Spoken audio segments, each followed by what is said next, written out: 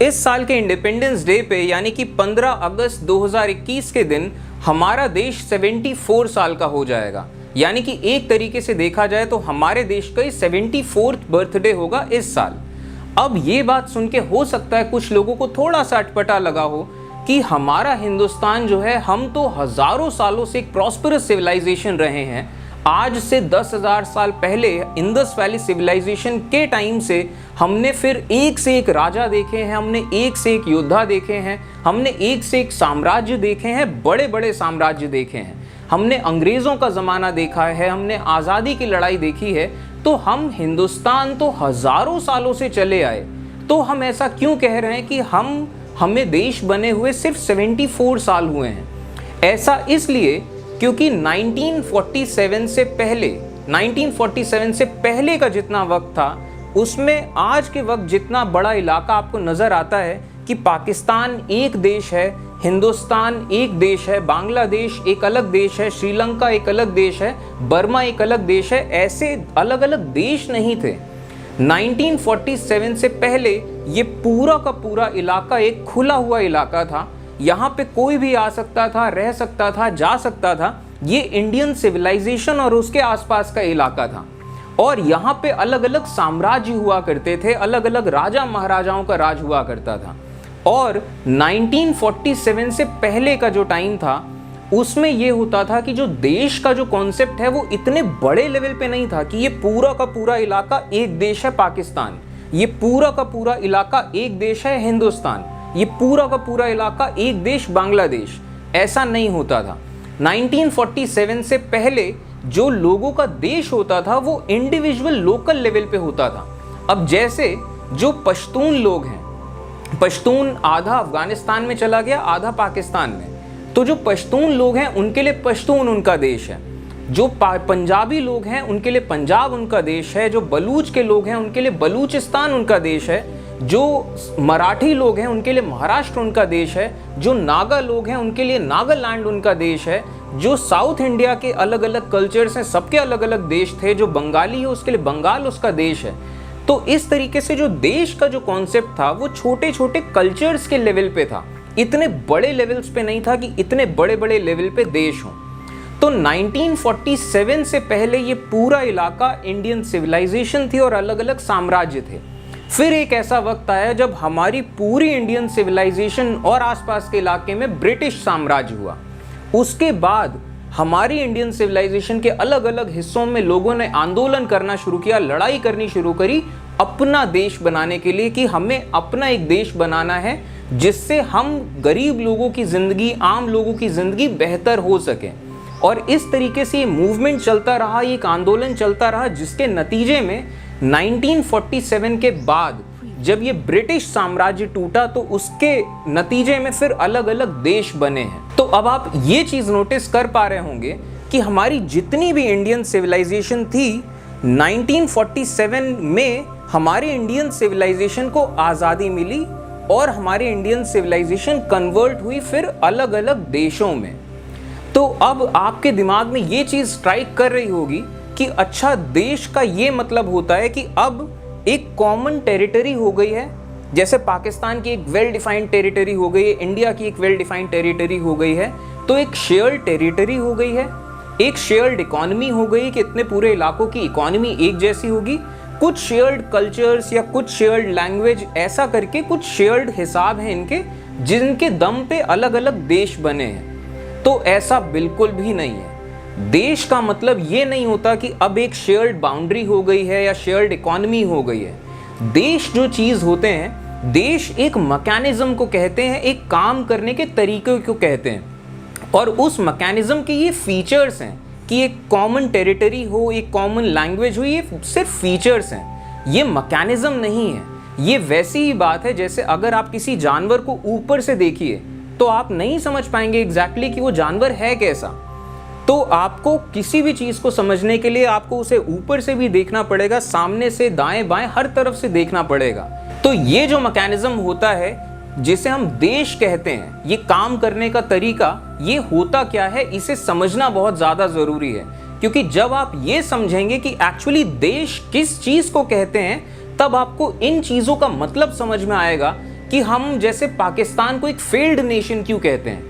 पाकिस्तान की एक well defined boundary है, एक वेल डिफाइंड इकोनॉमी है, एक वेल डिफाइंड सिस्टम है पाकिस्तान के, फिर भी हम पाकिस्तान को एक विफल देश या एक फेल्ड स्टेट क्यों कहते हैं। और आपको जब ये आइडिया होगा कि देश किस चीज़ को हम कहते हैं, तो आपको बेहतर अंदाज़ा होगा कि जब हम ये बातें करते हैं कि देश अच्छे की तरफ जा रहा है या देश बुरे की तरफ जा रहा है, तो एक्चुअली क्या चीज़ है जो अच्छी हो रही है, क्या चीज़ है जो बुरी हो रही है। इस चीज़ का आइडिया आपको लगना शुरू होगा जब आपको ये क्लियर होगा कि एक्चुअली देश होता क्या है, इसे कहते किस मैकेनिज्म को कहते हैं। तो इस नोट के साथ शुरू करते हैं और देखते हैं कि ये देश बने कैसे। तो आज के वक्त में हमें ये पूरी दुनिया ऐसी नज़र आती है कि हम इंसानों ने हमारी पूरी दुनिया में अलग अलग देश बना लिए हैं। और अगर एक जनरल सेंस में देखा जाए उन इलाकों के बारे में जिन इलाकों को हम वाकई में एक देश कह सकते हैं, तो ऐसे जितने भी अलग अलग देश हैं, हर देश की अपनी अपनी पार्लियामेंट होती है, जिस पार्लियामेंट से पूरे देश भर के फैसले किए जाते हैं। और जो जितने भी देश भर के लोग हैं वो अपने अपने चुने हुए लोगों को भेजते हैं इस पार्लियामेंट का हिस्सा बनने के लिए। हर देश की अपनी अपनी सरकार होती है जिसमें प्राइम मिनिस्टर्स, प्रेसिडेंट्स होते हैं, उनके मिनिस्टर्स होते हैं, और ये सरकारें वक्त वक्त पे बदलते रहती हैं। हर देश का अपना कॉन्स्टिट्यूशन यानी कि संविधान होता है जिसमें उस देश के लोगों के हक और अधिकार लिखे होते हैं। हर देश में अपनी अपनी अदालतों का सिस्टम होता है, हर देश के अपने अपने मीडिया चैनल्स होते हैं, हर देश की अपनी अपनी इकोनॉमी होती है। पूरे देश में चाहे जितने भी अलग अलग धर्मों के लोग हों, अलग अलग कल्चर्स या बोली भाषा बोलने वाले लोग हों, सभी लोगों का भगवान एक ही पैसा है। अगर वो पैसा अगर डाउन हुआ तो सभी की जिंदगी नरक होनी है, भले चाहे कुछ भी हो। हर देश के अपने अपने झंडे हैं, हर देश के अपने अपने नेशनल एंथम हैं। और दुनिया में जितने भी अलग अलग देश हैं, हर देश में अपने इतिहास को याद किया जाता है।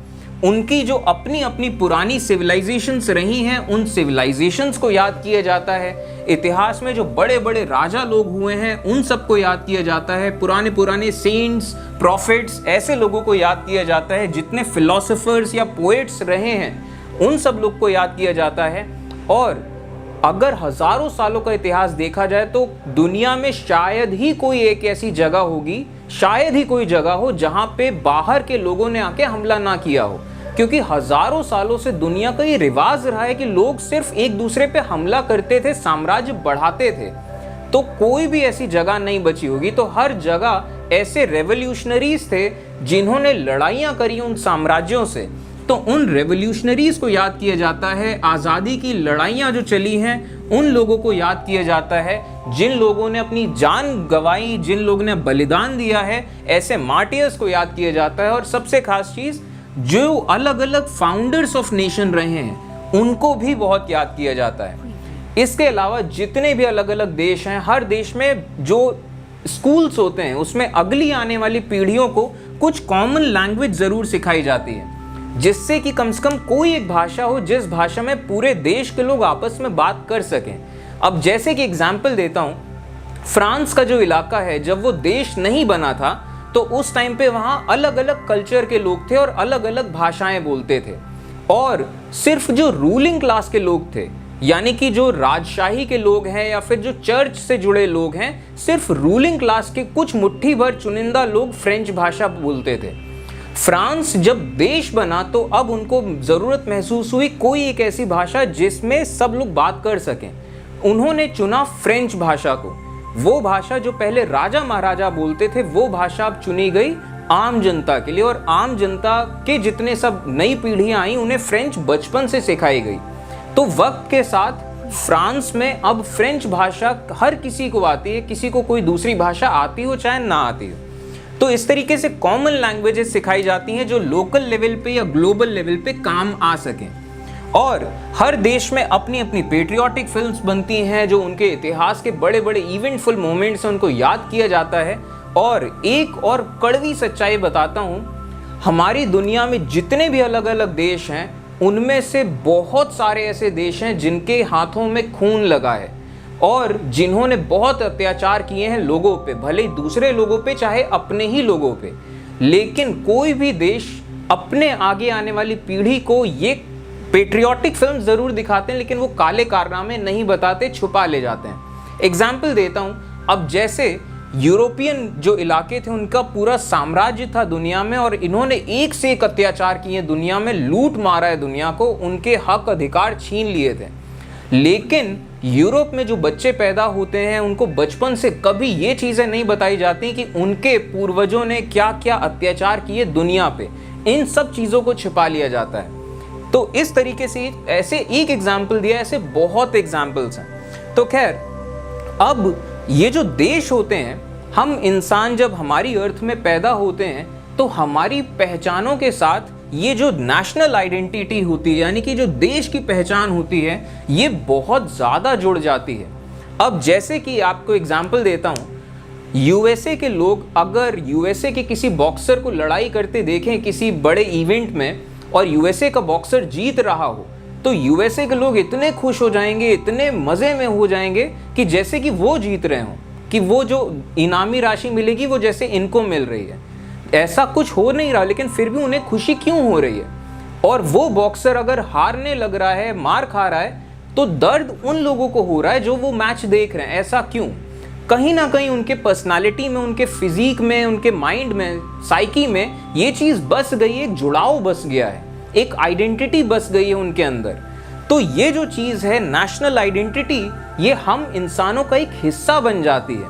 और एक्चुअली होता ये है कि हम इंसान जब छोटे होते हैं तो बचपन से ही बड़े होते होते हम अलग अलग आइडेंटिटी लेते रहते हैं और हमारी जो पहचान बनते रहती है उस पहचान के मुताबिक ही हम सोच विचार करते हैं और तमाम तरह के काम करते हैं। तो हम कौन सी पहचान लेते हैं ये डिपेंड करता है। तो होता ये है कि जब बच्चे छोटे होते हैं और बड़े हो रहे होते हैं तो इंसान जहाँ जहाँ जिन भी जगहों में रहते हैं और जिन भी लोगों से मिलते हैं, हर किसी से अटैचमेंट होता चला जाता है। और बचपन में जब उन्हें बताया जाता है कि अच्छा ये सब जितने भी इलाके हैं और जितने भी लोग हैं ये सब इस देश का हिस्सा हैं, तो उन लोगों को, उन इंसानों को जितना अटैचमेंट उन जगहों से होता है, उन पुराने वक्त से होता है, उन लोगों से होता है, वो पूरा का पूरा अटैचमेंट रीडायरेक्ट होता है देश के लिए। और जो भी उन्हें देश दिखा दिया जाएगा बचपन से, वो देश का उनकी एक आइडेंटिटी बन जाएगा। और उस देश के जो प्रतीक हैं, जो उस देश का झंडा है, उस देश का जो एंथम है, हर चीज़ उनकी पर्सनालिटी का हिस्सा बन जाएगा। वही धुन है, लेकिन यूएसए के लोग जब उसे सुनेंगे तो उनके शरीर में जैसे बिजली दौड़ जाएगी, लेकिन वही धुन हम सुनेंगे, हमें कुछ नहीं होगा।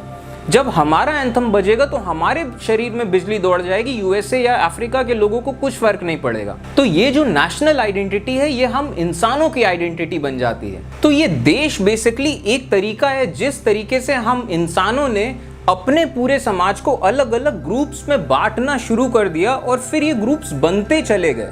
और ये ग्रुप्स, जिन ग्रुप्स को हम देश कहते हैं, ये ग्रुप आज भी बनते जा रहे हैं। जैसे एग्जांपल देता हूं, आज से 30 साल पहले एक देश हुआ करता था जिसका नाम था यूगोस्लाविया। ये पूरा का पूरा देश ऑस्ट्रो हंगेरियन साम्राज्य से अलग हुआ था। उनसे लड़ाई करके अलग हुए थे कि हम सदर्न स्लाव्स हैं तो हमें अलग देश चाहिए, और ये ऑस्ट्रो हंगेरियन साम्राज्य से अलग हुए। जब ये अलग हुए तो अब इनके अपने अंदर भी अलग अलग कल्चर्स के लोग थे, इनके बीच में लड़ाई शुरू हुई, ताकत किसकी होगी, और ये एक बैलेंस सिस्टम बना नहीं पा रहे थे। तो इवेंचुअली एक एक करके फिर से लोग अलग होने लगे इनसे, और वो जो देश था यूगोस्लाविया, उससे देश अलग होने लग गए। और एक टाइम पे आने के बाद यूगोस्लाविया खत्म हो गया ये देश, और इस देश की जगह अलग अलग देश बन गए, जो था स्लोवेनिया, क्रोएशिया, बॉस्निया, सर्बिया, मॉन्टेनीग्रो और नॉर्थ मैसेडोनिया। ये 6 अलग अलग देश बन गए। और अगर सबसे हाल में जो देश देखा जाए जो बना है, साल 2011 में एक नया देश बना, साउथ सूडान। और साउथ सूडान के बनने के बाद फिर से एक नया देश बना जिसका नाम था कोसोवो। अब ऑस्ट्रो हंगेरियन साम्राज्य से अलग हुआ यूगोस्लाविया, यूगोस्लाविया से अलग हुआ सर्बिया। सर्बिया के अंदर भी एक इलाका आ गया जिसने कह दिया कि हमारा कल्चर अलग है और हमें अलग देश बनाना है, और सर्बिया के अंदर फिर एक देश बना कोसोवो। और कोसोवो, ये जब इन्होंने खुद को देश बना दिया, तो कई सारे ऐसे देश हैं जो कोसोवो को देश मानते हैं और कई सारे देश कोसोवो को आज भी देश नहीं मानते हैं। तो ये सिस्टम चल रहा है और भविष्य में भी हो सकता है नए नए हमें देश देखने को मिल जाएं। जैसे एक एग्जाम्पल है कैटलोनिया। स्पेन का जितना इलाका है आज के टाइम पे, जो स्पेन देश है उसमें अलग अलग कल्चर्स के लोग हैं। तो एक ही कल्चर है कैटलोनिया, इनकी बोली भाषा अलग है, इनका रहन सहन अलग है और कैटलोनिया स्पेन की एक काफ़ी रिच प्रोविंस है।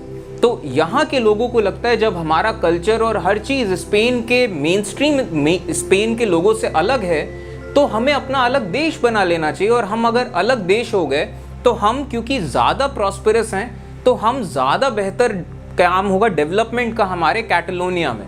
तो एक रेफरेंडम कराया गया कि क्या कैटलोनिया को अलग देश होना चाहिए और ज़्यादातर लोग इसमें मान गए कि हाँ, कैटलोनिया को स्पेन से अलग होकर एक अलग देश बनाना चाहिए।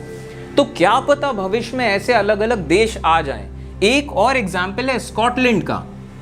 अगर आप द ग्रेट ब्रिटेन की बात करें तो एक्चुअली वहाँ 4 राज खानदान हुआ करते थे, एक इंग्लैंड का, एक वेल्स का, एक आयरलैंड का, एक स्कॉटलैंड का। अब जो इंग्लैंड का राज खानदान था ये थोड़ा ज़्यादा पावरफुल हो गया तो इन्होंने स्कॉटलैंड, वेल्स, आयरलैंड इन सब राज खानदानों को हरा दिया, अपने अंडर ले लिया और इस पूरे इलाके को एक देश बना दिया। जिस देश को अब क्योंकि ब्रिटेन जो इंग्लैंड था एक्चुअली वो छोटा था, इन सब को मिला के वो बड़ा हो गया।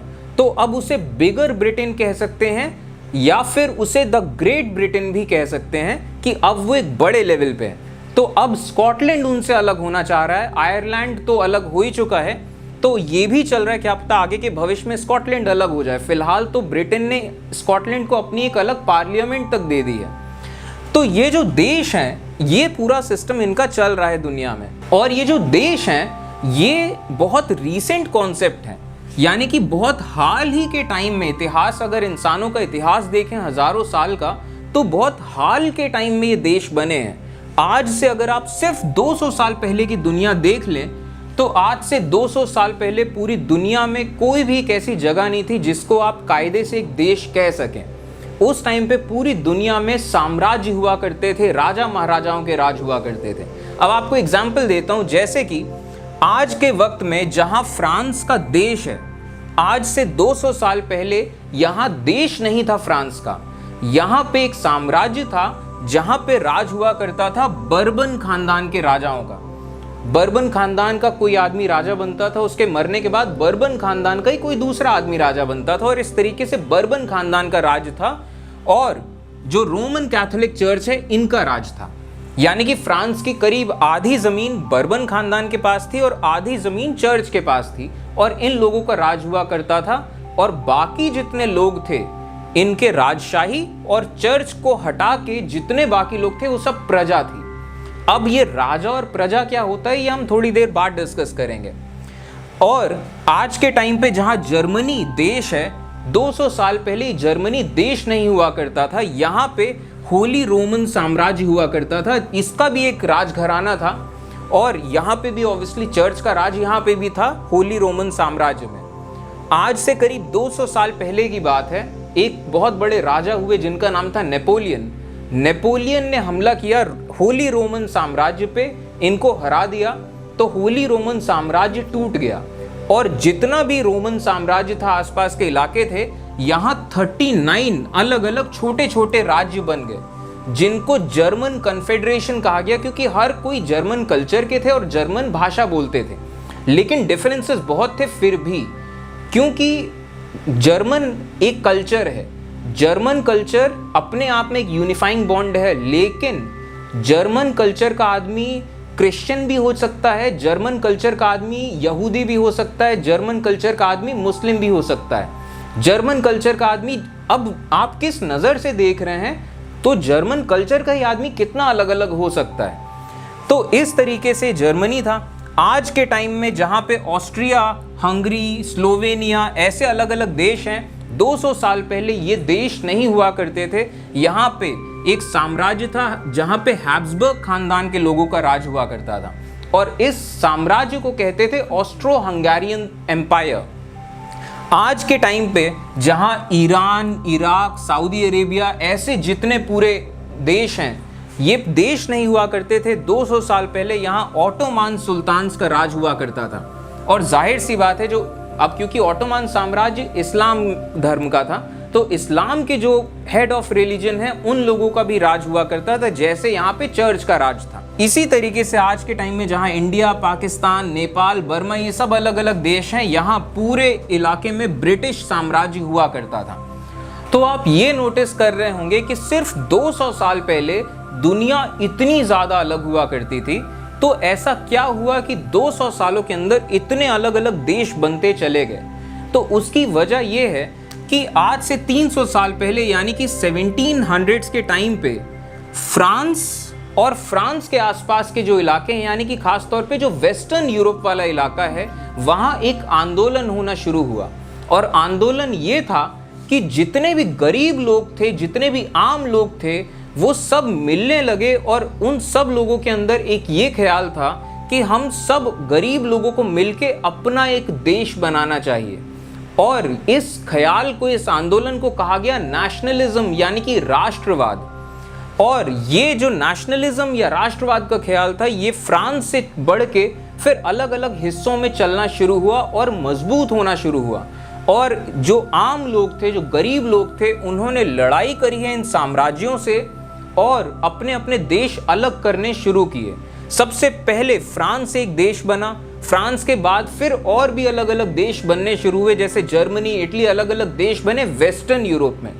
और फिर उसके बाद ये नेशनलिज्म या राष्ट्रवाद का ख्याल पूरी दुनिया के अलग अलग हिस्सों में पहुंचा। तो अब ये दिमाग में आपके जरूर सवाल आ रहा होगा कि अच्छा, फर्क क्या होता है?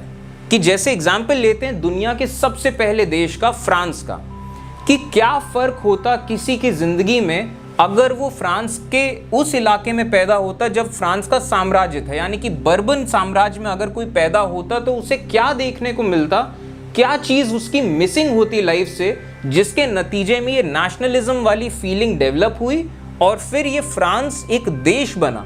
और फिर इसके बाद बाकी पूरी दुनिया में देश बनने का सिस्टम शुरू हुआ। तो ऐसा क्या मिसिंग था, इस चीज को देखने के लिए इमेजिन करते हैं कि आप पैदा होते हैं आज से 500 साल पहले उस इलाके में, जिस इलाके में आज फ्रांस का देश है। लेकिन आज से 500 साल पहले फ्रांस का देश नहीं था, उस टाइम पे बर्बन खानदान का राज था, साम्राज्य था। तो आपकी जिंदगी कैसी होती? तो अब आप पैदा हुए हैं जिस जगह पे, इस जगह के राजा हैं लुई द 12th और ये बर्बन खानदान के राजा हैं। और ये जितना पूरा इलाका आपको नजर आता है, ये पूरे के पूरे इलाका इन राजा का साम्राज्य है, यानी कि ये पूरा इलाका लुई द 12th का साम्राज्य है। अब इसका क्या मतलब, ये जितनी जमीन है, जितना पानी है और ये जितनी हवा है, ये हर चीज लुई द 12th की है। और आप क्योंकि यहाँ पैदा हो गए हैं, आप यहाँ इस जमीन से निकला हुआ अनाज खा के आप जिंदा हैं, इस हवा में सांस लेके जिंदा हैं, आप इस जगह का पानी पी रहे हैं, तो आप लुई द 12th की जितना साम्राज्य है उस साम्राज्य का यूज कर रहे हैं, इस्तेमाल कर रहे हैं। तो इस वजह से आप और आपकी जिंदगी, हर चीज लुई द 12th की है। आप पैदा हो गए साम्राज्य में, तो आप संपत्ति हैं लुई द 12th की। और इस वजह से आपका बचपन से हमेशा से एक कर्तव्य है कि वो आपके राजा हैं, आप उन्हें राजा मानिए और उनकी हर चीज मानते रहिए, क्योंकि उन्होंने आपको पैदा होने दिया, आपको जीने दिया अपने साम्राज्य में।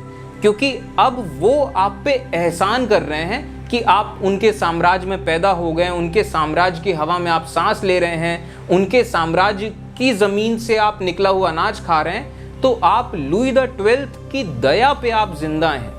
तो इस वजह से हमेशा इस चीज को मानिए कि वो आपके राजा हैं और आप उनकी प्रजा हैं। तो अब आप पैदा हुए हैं लुई द 12th के साम्राज्य में।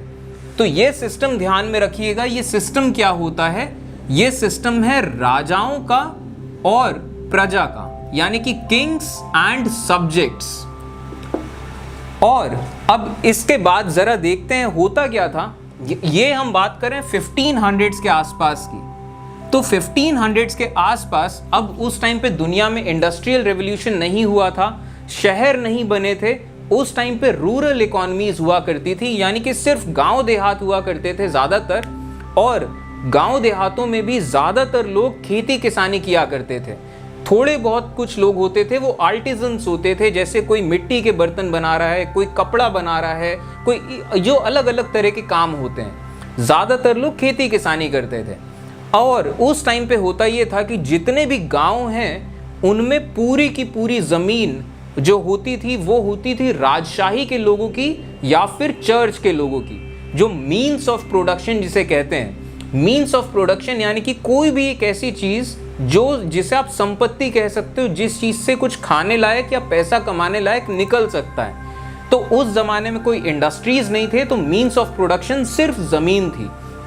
और उस टाइम का समाज, ये मैं आपको बता चुका हूँ कि सिर्फ कुछ लोग थे, 10% लोग भी नहीं थे अगर आबादी के लिहाज से देखा जाए। तो एक वर्ग था राजा और राजशाही के लोगों का, जिन्हें नोबिलिटी कहते थे। इनके पास सारी ज़मीनें हुआ करती थी, इनका राज था। और दूसरी तरफ थे चर्च के लोग, जिन्हें क्लर्जी कहा करते थे। तो ये दोनों लोगों के पास सारे मीन्स ऑफ प्रोडक्शन थे, सारी ज़मीनें इनकी हुआ करती थी, पूरे के पूरे गांव इनके हुआ करते थे। और ये लोग थे रूलिंग क्लास, इन लोगों का राज हुआ करता था। और सब लोगों को अब खेती किसानी करनी है, लेकिन ज़मीन नहीं है, तो उन लोगों को इन लोगों की ज़मीन पे खेती किसानी करनी पड़ती थी। सुबह से शाम तक जी तोड़ मेहनत करते थे साल भर, और उस खेत से जितना भी अनाज निकलता था सारा का सारा अनाज ये राजा लोग या चर्च के लोग ले जाते थे। और इन असल में जिन्होंने मेहनत करी है उन्हें सिर्फ थोड़ा सा खाना मिलता था कि वो बस जैसे तैसे जी सकें। तो ये सिस्टम होता था, एक तरफ रूलिंग क्लास और दूसरी तरफ 90% लोग होते थे जो आम जनता होती थी, जिन्हें आप वर्किंग क्लास भी कह सकते हैं। और जब आप पैदा होंगे तो आप बचपन से एक चीज़ देखेंगे कि आपके माँ बाप गरीब हैं, उनके पास खाने के लिए कुछ नहीं है, पहनने के लिए ढंग के कपड़े नहीं हैं, और उनके पास कोई ज़मीन नहीं है, कोई मीन्स ऑफ प्रोडक्शन नहीं है, पैसा कमाने का या अनाज खरीदने का कोई ज़रिया ही नहीं है। तो मजबूरन आपके माँ बाप को काम करना पड़ता है उन बड़े बड़े सेठ लोगों के यहाँ, उनके ज़मीनों में, और जितना जी तोड़ मेहनत करके वो काम करते हैं, जितना अनाज निकलता है वो सब के सब सेठ लोग ले जाते हैं। अब जब आप थोड़ा थोड़ा सा बड़े हो रहे होंगे तो आपको बताया जाएगा भगवान के बारे में। और हर इंसान की फितरत होती है कि उसे भगवान से बहुत अटैचमेंट होता है कि अच्छा ये जो दुनिया है, इतनी प्यारी खूबसूरत सी दुनिया है, किसी ने तो बनाया होगा, कोई तो होगा जिसने बनाया है, और क्यों बनाया है। तो हर किसी को अटैचमेंट होता है, और हर इंसान के अंदर इतना डर होता है, इतना इनसिक्योरिटी होती है, खास तौर पे जब इंसान गरीब हो, जब उसे ज़िंदगी और मौत दिखाई दे रही होती है कि अगर खाना ख़त्म हो गया, हमारे पास खाने को कुछ नहीं है।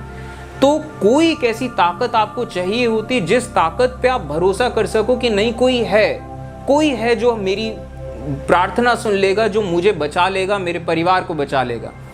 तो ये इंसानों के अंदर इनहेरेंट होता है भगवान से अटैचमेंट।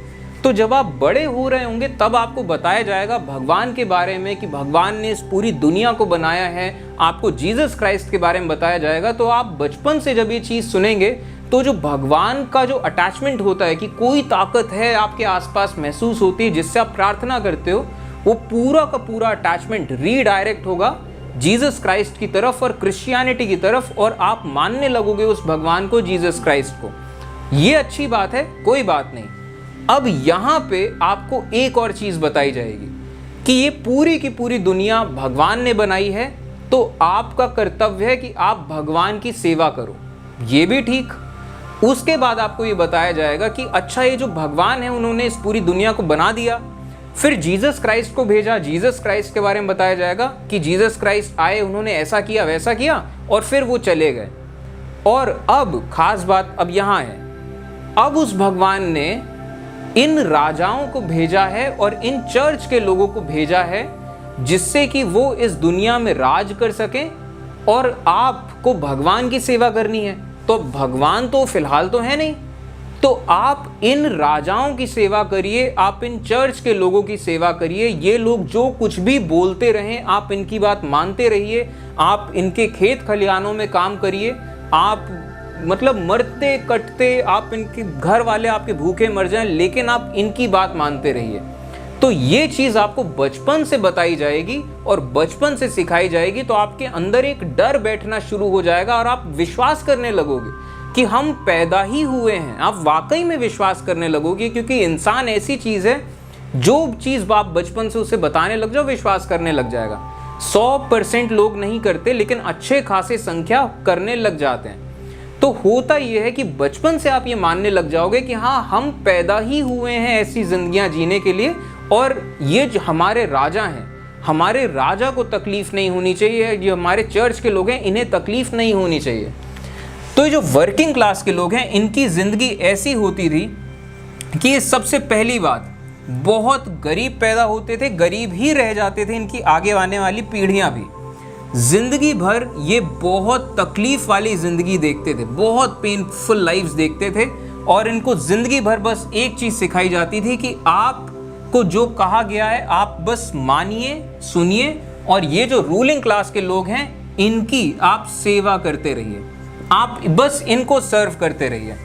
और ये जो वर्किंग क्लास के लोग हैं इनकी ज़िंदगी हमेशा ऑन एज चलती थी, यानी कि अगर मान लीजिए किसी साल सूखा पड़ गया और खाने के लिए अनाज नहीं मिल रहा है, तो न जाने कितनी बार इतिहास में ऐसा हुआ है कि हज़ारों हज़ारों लाखों लाखों लोग भूख से मर गए। और उसी टाइम पे जब ये वर्किंग क्लास के लोग भूख से मर रहे होते थे, इन लोगों का जो रूलिंग क्लास के लोग हैं इनकी ज़िंदगियां बहुत अच्छे से चल रही होती थी। इनकी ज़िंदगियों में, इनकी अय्याशियों में कभी कोई कमी नहीं होती थी, और चाहे जितना सूखा पड़ जाए, चाहे कितनी बाढ़ आ जाए, इन लोगों की ज़िंदगी हमेशा सिक्योर रहती थी। और ऐसा क्यों होता था? ऐसा इसलिए होता था क्योंकि भगवान ने इन लोगों को भेजा ही है यहाँ पे राज करने के लिए, अच्छी जिंदगियां देखने के लिए। तो इन लोगों के पास डिवाइन राइट है, यानी कि जो रूलिंग क्लास के लोग हैं इनके पास दैवीय अधिकार है कि इनकी जिंदगियां अच्छी होनी चाहिए, और इस चीज को कहा जाता है प्रिविलेज। प्रिविलेज का एक्चुअली में सेंस ये है कि जो मीन्स ऑफ प्रोडक्शन है, आपके पास पहले से ही मीन्स ऑफ प्रोडक्शन है। यानी कि अगर रूलिंग क्लास में अगर कोई बच्चा पैदा हुआ तो वो जिंदगी में कुछ करे चाहे ना करे, उसके पास इतनी ज़मीनें हैं कि उन ज़मीनों से जितना अनाज आएगा उसी से उसकी ज़िंदगी मस्त चलती रहेगी। उसे कुछ नहीं करेगा तब भी भूखा नहीं मरेगा और मस्त चलेगी ज़िंदगी। तो इस चीज़ को कहते हैं प्रिविलेज। और प्रिविलेज क्यों है? क्योंकि डिवाइन राइट है, यानी कि दैवीय तौर पे आपको अधिकार मिला हुआ है। और ये जितने वर्किंग क्लास के लोग थे, इनकी ज़िंदगी में जितना भी काम करते थे ये सब टैक्स में चला जाता था। मेहनत का कोई पैसा नहीं, सबका सब टैक्स में। और जबकि ये रूलिंग क्लास के लोग टैक्स नहीं दिया करते थे। तो ये पूरा सिस्टम चला करता था। और इसके बाद वर्किंग क्लास में अगर कोई आदमी ये चीज़ को नहीं मानता कि नहीं यार ऐसा कुछ नहीं होता और हमें अपना अधिकार चाहिए, और इनके खिलाफ कुछ बोलने लग जाए, तो ऐसे आदमी को सीधा पकड़ के मार दिया जाएगा। क्यों? अगर आप राजा के खिलाफ कुछ बोलते हैं तो ये राजद्रोह है। तो अगर कुछ भी रेबेलियन हुआ, तो इस सिस्टम की खास बात क्या है कि कुछ भी अगर आपके खिलाफ कोई बोल रहा है तो ऐसे रेबेलियन को खत्म कर देना है।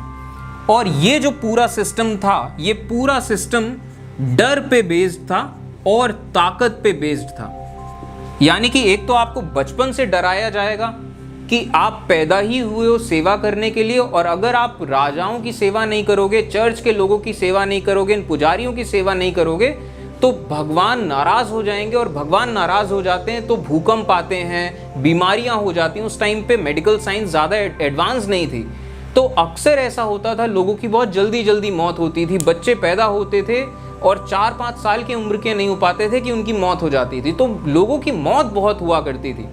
तो उस टाइम पे भूकंप आ गया तो भगवान नाराज है, कोई बच्चा मर गया तो भगवान नाराज है, कोई अपशगुन हो गया, कोई बुरी घटना हुई तो भगवान नाराज है। तो हर चीज डर के थ्रू ये काम चलता था, ये सिस्टम। और अगर डर के थ्रू नहीं चलेगा तो फिर ताकत के थ्रू चलेगा। कोई औरत अगर उल्टा सीधा बोलने लग गई तो उसे सीधा बोल दिया जाता था ये औरत चुड़ैल है और इसने धर्म के खिलाफ बोला है। तो ब्लास्फेमी रूल्स होते थे। किसी को भी अगर रास्ते से हटाना है तो बस इतना बोल दो इसने धर्म के खिलाफ कुछ बोला है। और बस उस आदमी को जिंदा जला दिया जाएगा, मार दिया जाएगा, काट दिया जाएगा, ये सिस्टम हुआ करता था। और इस सिस्टम में कॉन्सेंट्रेशन ऑफ पावर बहुत होता था। ऐसा एक चीज है, इंसान की फितरत है, किसी इंसान के पास जब ताकत बहुत ज़्यादा आ जाती है, बहुत ज़्यादा ताकत आ जाती है, तो वो इंसान और बुरा होते चले जाता है, और ज़्यादा खराब होते चले जाता है, क्योंकि इंसान खुद को भगवान समझने लग जाता है। तो इस सिस्टम में ये सब चीज़ें होती थी और ये सिस्टम बहुत बुरा सिस्टम था। लेकिन अब ये सिस्टम चलता आया हमेशा से। वक्त वक्त पे ऐसा होता था जब ये वर्किंग क्लास के लोग, जब इनको बहुत ही हाल बुरे हो जाते थे, तो अलग अलग जगहों पे ये लड़ाई कर लेते थे रूलिंग क्लास के लोगों से। इनको मार देते थे, काट देते थे, इनको लूट लेते थे, लेकिन सिस्टम नहीं बदल पाता था। तो इतिहास अगर आप पढ़ें, अगर आप अच्छी अच्छी किताबें पढ़ें वर्ल्ड हिस्ट्री की, तो आप ये देखेंगे हमेशा साइकिल्स चलते रहे इतिहास में। हर जगह अलग अलग जगहों के हिसाब से ये जो वर्किंग क्लास के लोग थे, इन्होंने लड़ाइयाँ करी हैं रूलिंग क्लास के लोगों से जब इनके हाल ज़्यादा खराब हुए हैं। तो अब यूरोप में ये किया गया कि अब सिस्टम कुछ बेहतर किया जाए जिससे कि बार बार ये लोग बगावत ना करें। तो अब सिस्टम क्या बनाया गया कि ये जो रूलिंग क्लास के लोग थे, इनकी पार्लियामेंट हुआ करती थी, जहां पे मिल के ये सब लोग फैसले लिया करते थे।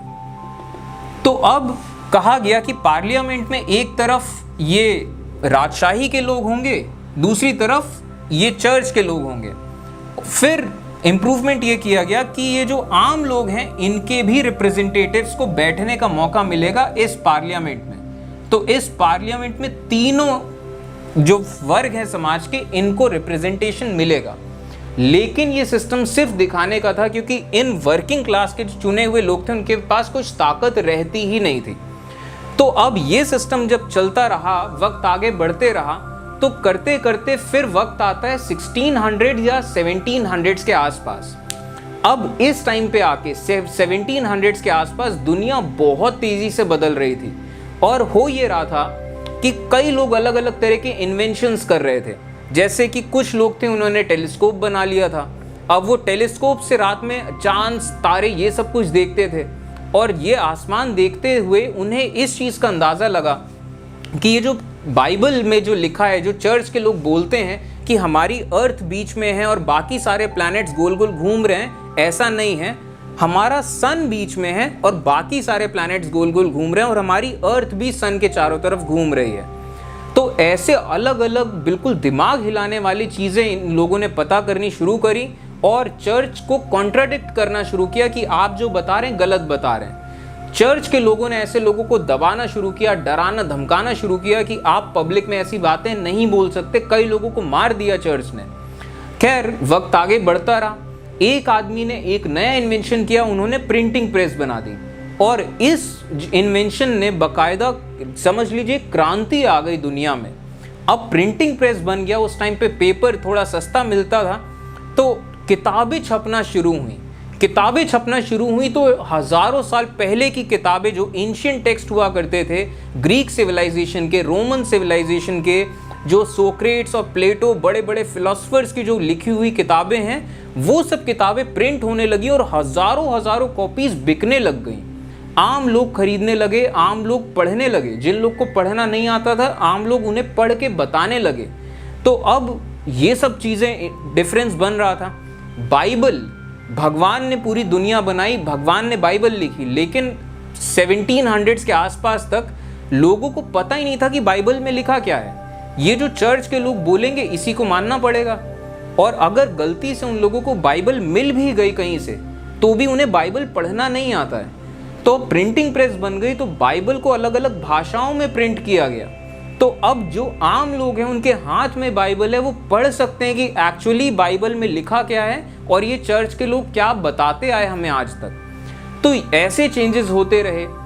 1600, 1700s के आसपास आपने ये चीज़ याद करिए, यूरोप के अलग अलग इलाकों से अलग अलग ईस्ट इंडिया कंपनीज पूरी दुनिया में पहुंची। तो पूरी दुनिया के बारे में उन्होंने यूरोप में जानना शुरू किया कि अच्छा, ऐसे ऐसे भी इलाके हैं, ऐसी ऐसी भी दुनिया है, वहाँ पे ऐसे अलग अलग समाज हैं, अलग अलग धर्म हैं, उनके अलग अलग बिलीव्स हैं।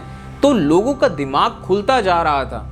और 1600, 1700s के आसपास एक और बहुत बड़ा चेंज आ रहा था कि ये जो समाज था, इस समाज में एक मिडिल क्लास बनता जा रहा था। ऐसे लोग जो रूलिंग क्लास के नहीं हैं लेकिन वो गरीब भी नहीं है, वो पढ़े लिखे हैं, जो वकील लोग हैं, जो टीचर लोग हैं, जो प्रोफेशनल्स हैं, नए नए काम आ रहे थे। इंडस्ट्रियल रेवोल्यूशन स्टार्ट हो रहा था आहिस्ते से, और इस टाइम पे एक नई रूलिंग क्लास आ रही थी। नई रूलिंग क्लास यानी कि जो बिजनेसमैन लोग थे, ये नई रूलिंग क्लास थी। इन लोगों के पास ताकत आनी शुरू हुई थी।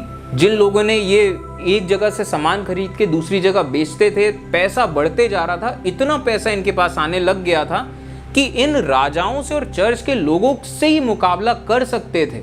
और इन लोगों को ये चीज़ दिख रही थी कि आगे आने वाला जो वक्त है ये हम रूलिंग क्लास का है, जो बिजनेस क्लास का है, वो इन राजाओं या इन प्रीस्ट पुजारी लोगों का नहीं है। तो ऐसी मिडिल क्लास आ रही थी। मिडिल क्लास के साथ साथ एक नई रूलिंग क्लास आ रही थी, और ये नई रूलिंग क्लास पुरानी रूलिंग क्लास से अभी नीचे थी। तो अब इन सब चीज़ों के चलते कई सारे चेंजेस होते रहे समाज में।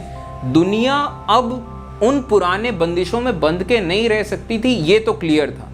1700s के आसपास कई सारे एक से एक विचारक आए, कई सारे एक से एक फिलोसोफर्स आए। उन लोगों ने इस पूरे सिस्टम को देखा और इस पूरे सिस्टम को देख के फ्रॉड करार दिया। सबसे पहली बात तो ये कि हर इंसान बराबर है। अगर आप किसी भी इंसान को फिजिकली देखें या मेंटली देखें, साइकोलॉजिकली देखें, किसी भी सेंस में अगर आप साइंटिफिक स्टडी करें तो सारे के सारे इंसान बराबर हैं। हर कल्चर एक जैसा है, हर धर्म में, हर कल्चर में अच्छे लोग भी हैं, बुरे लोग भी हैं, और ये सब एक यूनिफॉर्म सिस्टम है। ऐसा नहीं होता है कि भगवान ने कुछ लोगों को अलग से ये डिवाइन राइट दिया है, ये प्रिविलेजेस दी हैं, ऐसा नहीं होता है। ये बस इतनी सी बात है कि ये जो मीन्स ऑफ प्रोडक्शन है, कुछ लोगों ने अपने हाथ में लेके रखे हैं, कंट्रोल करके रखे हैं, और बाकी लोगों को दबा के रखा है। जैसे ये लोग उन मीन्स ऑफ प्रोडक्शन पे कंट्रोल करने की कोशिश करते हैं, ये लोग अपनी सेना भेज के सबको मरवा देते हैं। तो ये सिर्फ जोर जबरदस्ती से सिस्टम चल रहा है। और ये जो एक से एक थिंकर्स थे, फिलोसोफर्स थे, उनका एक और मानना था कि वो भगवान, जिस भगवान ने इस पूरी दुनिया को बनाया, इस पूरे यूनिवर्स को बनाया, उस भगवान को अगर आपको अच्छा महसूस कराना है तो उसका तरीका ये नहीं है कि आप 10% लोगों को सारे ऐशो आराम दें और जो 90% लोग हैं उनकी जिंदगियां आप नरक करके रखें। तो ये बिल्कुल वैसी बात है कि आप भगवान को 1 चम्मच कुछ अच्छा खिला रहे हो और उसके बाद 9 चम्मच आप कूड़ा करकट खिला रहे हो, ये वैसी बात हो गई। तो भगवान को ओवरऑल बहुत बुरा लगेगा। और इस चीज़ को अगर आपको बेहतर करना, अगर वाकई भगवान को अच्छा महसूस कराना है, तो आपको जितने सारे इंसान हैं, आप सबकी ज़िंदगियां बेहतर करनी होगी। जब सारे के सारे लोग अच्छा महसूस कर रहे होंगे, इंसानों के जैसे जी पाएंगे, तब जाके वो उस भगवान को अच्छा महसूस होगा कि पूरी दुनिया अच्छी चल रही है। तो अब कह तो दिया कि सारे लोगों की ज़िंदगी अच्छी होनी चाहिए, तो आप इस चीज़ का सिस्टम क्या बनाओगे, कि क्या सिस्टम बनाया जाए, इस चीज़ को कैसे सही किया जाए कि आगे आने वाले सैकड़ों हज़ारों सालों तक इस चीज़ को सुनिश्चित किया जा सके कि जितने इंसान हैं सबकी ज़िंदगियां बेहतर चल रही, सब लोगों को हक और अधिकार है, आज़ादी है ज़िंदगी जीने की, इंसानों के जैसे रहने की। तो सिस्टम का इम्प्रूवमेंट, इन लोगों ने ये सोचा कि ये जितना पूरा इलाका है, ये पूरा का पूरा इलाका अब किसी राजा का साम्राज्य नहीं होगा, ये पूरा का पूरा इलाका अब एक देश होगा। और ये जो देश है, देश किसी राजा या किसी चर्च के पुजारियों की जागीर नहीं है, देश जनता की जागीर है।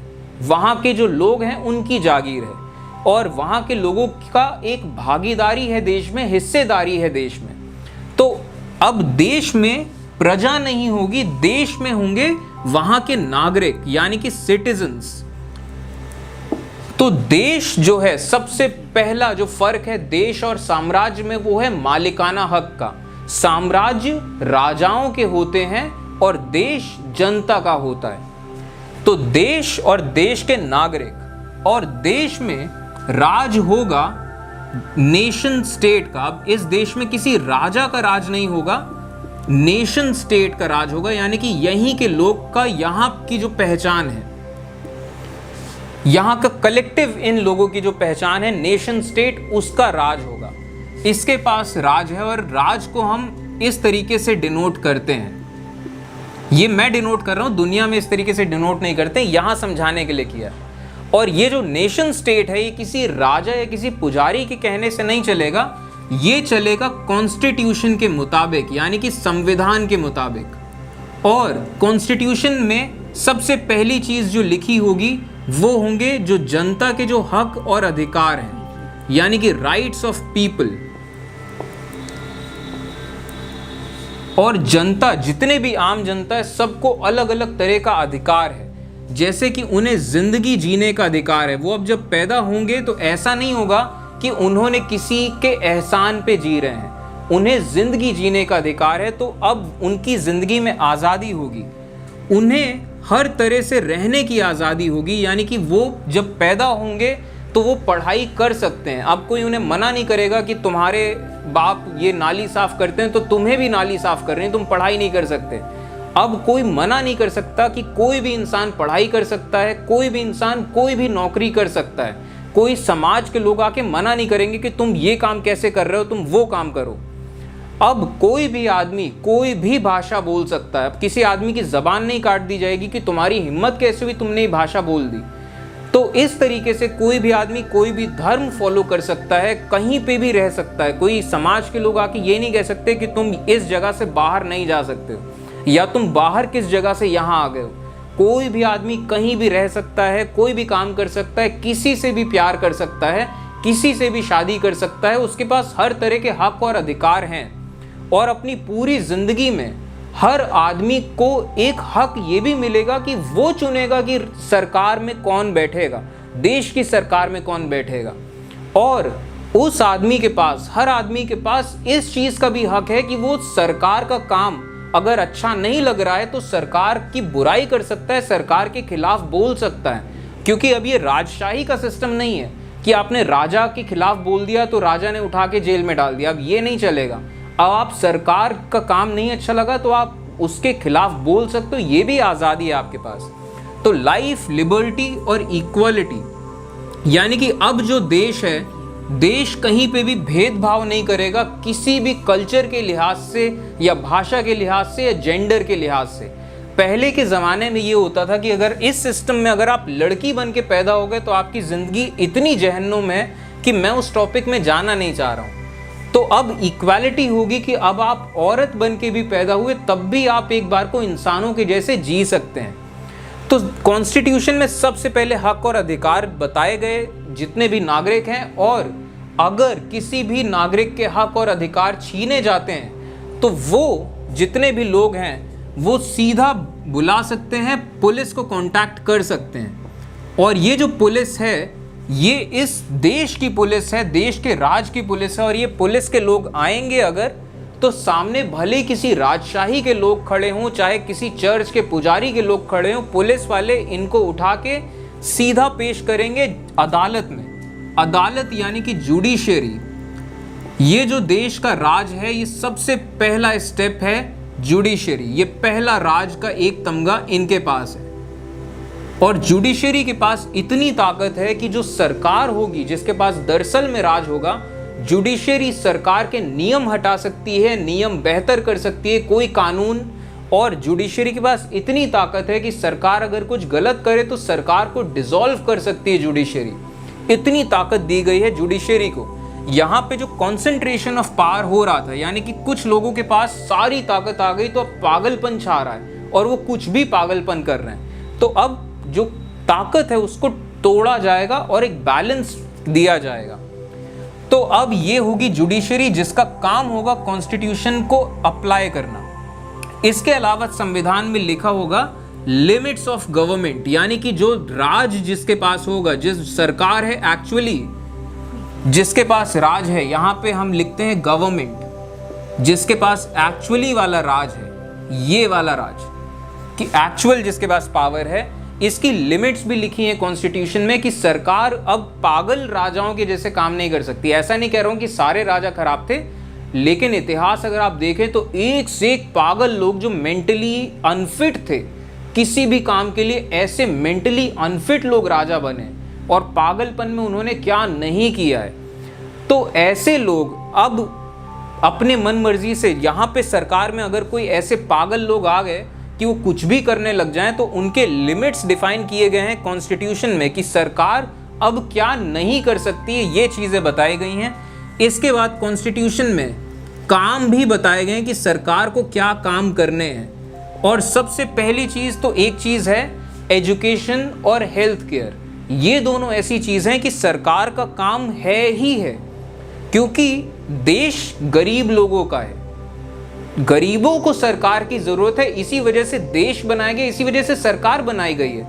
अगर हर किसी को अपने ही मर्जी से होता कि अपने खुद पैसा कमाओ, काबिल बनो तो खरीदो, तुम पढ़ाई भी खरीदो, तुम खाना भी खरीदो, तुम इलाज भी खरीदो, और अगर पैसा नहीं है तो ना पढ़ पाओ, ना इलाज करा पाओ और मर जाओ। अगर यही करना होता तो राजशाही में तो हो ही रहा था। ये हजारों लाखों लोगों ने अपना खून बहाया, बलिदान दिया है। क्यों? इसी वजह से तो कि देश बनाया जाए, सरकार बनाया जाए, तो सरकार उनको कम से कम पढ़ाई लिखाई दे सके और हेल्थ केयर दे सके, अस्पताल बनवा सके, उनकी जिंदगियों का ख्याल रख सके, बेसिक चीज शुरू कर सके, जिस चीज का इस्तेमाल करके लोग आगे बढ़ पाएं।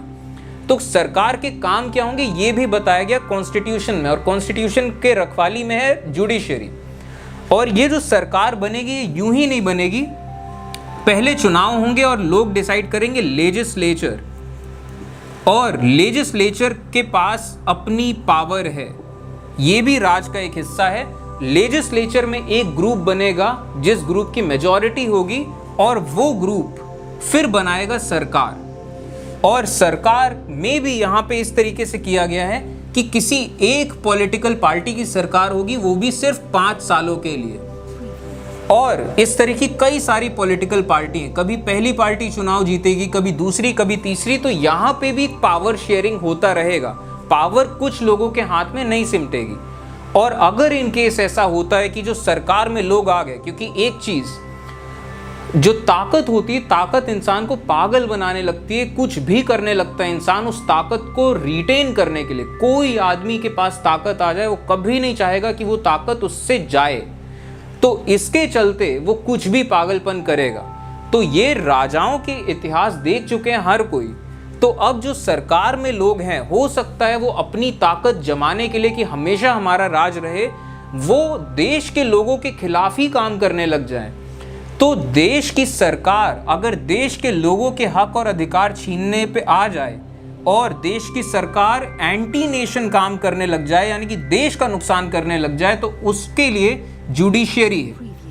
जुडिशियरी जो है ये बचाएगी देश को। एक्चुअली आम लोगों के सुरक्षा के लिए जुडिशरी आएगी, सरकार से बचाने के लिए। और अगर ये सरकार जुडिशरी को तोड़ने लग जाए, तो इसके लिए राज का एक और हिस्सा है मीडिया।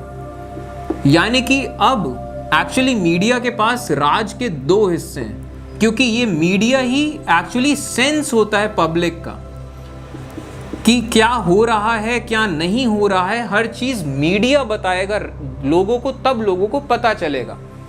तो अगर जो सरकार है वो जुडिशरी को तोड़ने लग जाए, जजों को मारने लग जाए, उनको धमकाने लग जाए, या उनको लालच देने लग जाए कि तुम हमारे हक में फैसले करो, हम तुम्हें बड़े फायदे देंगे, तो मीडिया का ये काम है कि मीडिया देश को बताए कि ये सरकार जुडिशरी के साथ ऐसा कर रही है, जुडिशरी को तोड़ रही है। और अगर ये सरकार मीडिया को तोड़ने लग जाए, तो यहाँ पे भी जुडिशरी सामने आएगा मीडिया को बचाने। तो एक बैलेंस बनाने की कोशिश करी गई है कि आम लोग एग्जाम देंगे जज बनने का या वकील बनने का, आम लोग ही जुडिशरी में जाएंगे, आम लोग ही मीडिया में जाएंगे, आम लोग ही चुनाव लड़ेंगे।